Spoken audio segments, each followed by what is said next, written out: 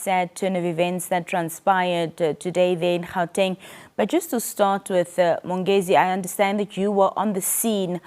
Talk to us about what you witnessed there. That's correct, Nina. Well, upon arrival, it was quite a travesty, at least. So we arrived and met families that had been notified of this travesty, and they were kept about 2 years away from main wreckage.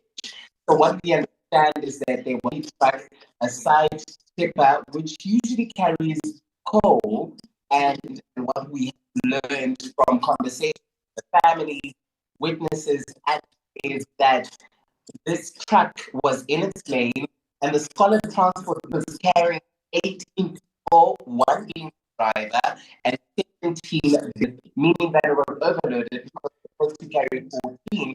It attempted to round about 50 vehicles and failed to do so, leading to, of course, where we saw the truck then damaging through half the vehicle, resulting in immediate deaths. So what we understand the deaths is that we saw 13 or 12 people dying on this, and 5 were transported to hospital, and 1 later succumbed today. So really quite a travesty. We have 4 more learners who are currently fearing for their lives. Of course, we're not too sure what's going to happen. The police also moved to open a case of culpable homicide, and it has been identified yet.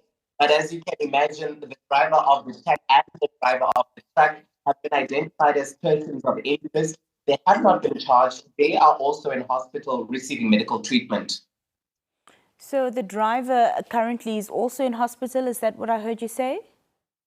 That's correct. So the driver also has sustained injuries. Now, both the drivers, might I add, that of the truck and the other of the minibus, both of them sustaining serious injuries. We understand from witness statements that the driver of the taxi, upon this whole ordeal, got out and held his hands to his head. Now, of course, this could be a point of regret. It could be a point of shock, of course, devastation too. And what we also understand is that the truck driver, who also sustained injuries, remained in the truck until witnesses then called police and emergency medical personnel who came and began the extraction activity. Well, of course, this seems to be a clear case of reckless driving, trying to overtake in that manner with traffic oncoming. I do understand that this specific driver of the school bus that was transporting the learners had received a reckless driving warning just last week. Is that correct and confirmed? That is indeed correct and confirmed by the Department of Education in that province, Gauteng, having said that he was given a verbal warning to say, listen, you need to reel it in and drive a bit better. You're carrying the lives of many a young child in your taxi. So he was given a warning. And we also understand that the owner of the taxi, so different from the driver, the owner also knew of this reckless and negligent driving by his driver. So it was really a cause for concern where the driver was told that he needs to stop it. And we find ourselves with this sort of situation, which is also seeming like a recurring issue in the Republic of South Africa.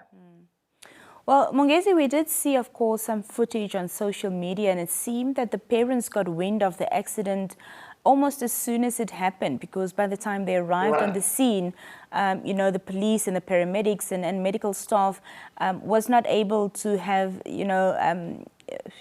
covered the bodies of these young people and so on. So parents saw this gruesome aftermath of the accident. How did they get wind of the accident that quickly to arrive on the scene so soon? Well, Nina, this particular stretch of road where the incident occurred is just off of the N1 highway. Now, there are 2 major routes between Johannesburg and Vereeniging, and that one being the N1 South. So just about 5 kilometers off of that highway is where the incident occurred. Now, this is a busy route for those small towns outside of Johannesburg. And this means that people traveling are able to bear witness to this. As you heard, the truck was on that particular route, and so were the other minibus taxis. And with the influx of social media and the use of our phones to share these videos, sometimes very gory, it's become very easy for these sort of visuals to be shared, even before the family can say, goodness, I got a call from the school saying that my child didn't make it because of 1, 2, 3. They now have to learn through social media. And I also just want to touch quickly on that point that you made about the parents discovering this and those videos of mass hysteria being shared, is that the parents who were there on the scene were restricted from going inside because police believed that it was too gory, and of course had to perform their various duties. We had the pathologist there, we had the detectives who came in right after the forensic pathologist. So a lot had to unfold before the parents could then see the scene. But during that time, Nina, is when another discovery was made of a body that was stuck under the chassis of the taxi, which had detached from the main part of the taxi. So it was stuck and they couldn't really see it. Now, as forensic pathologists were going through, they realized that there is a body underneath. And this is when they called out for backup and support from their colleagues. But this was mistaken by the parents who, as you can imagine, are desperate, are reeling, are scared, don't know if their child was involved or if their child is in hospital or dead at this point. So the parents mistook that and began going to the scene. And this is where we sort of saw law enforcement lose control of the scene. Parents going, parents reading, running around, tears streaming, wailing. So it became really a sight to see, very terrible to say the least, as part of the activity today. Mongezi, before I let you go, do we know the age gap and groups of these learners that were involved in the accident today? What age range were they?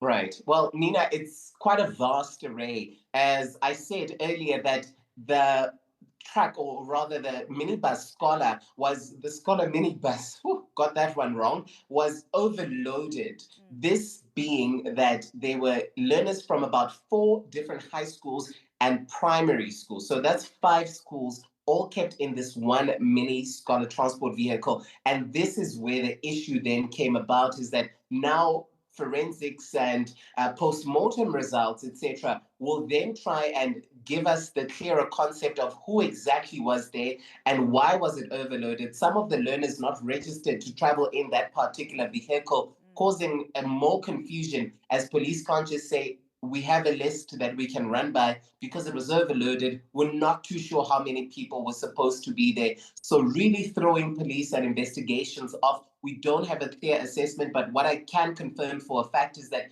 the ages range from primary school all the way to high school. And with schools having just reopened in Gauteng about a week ago, it's really a very sad time for the province. And even seeing the president of the Republic of South Africa, Cyril Ramaphosa, issuing a statement, of course, conveying his condolences, and this being the first scholar transport vehicle crash that we've seen this year, on top of several that we've seen over the past 2 years, round about 4. So really a growing issue and a cause for concern.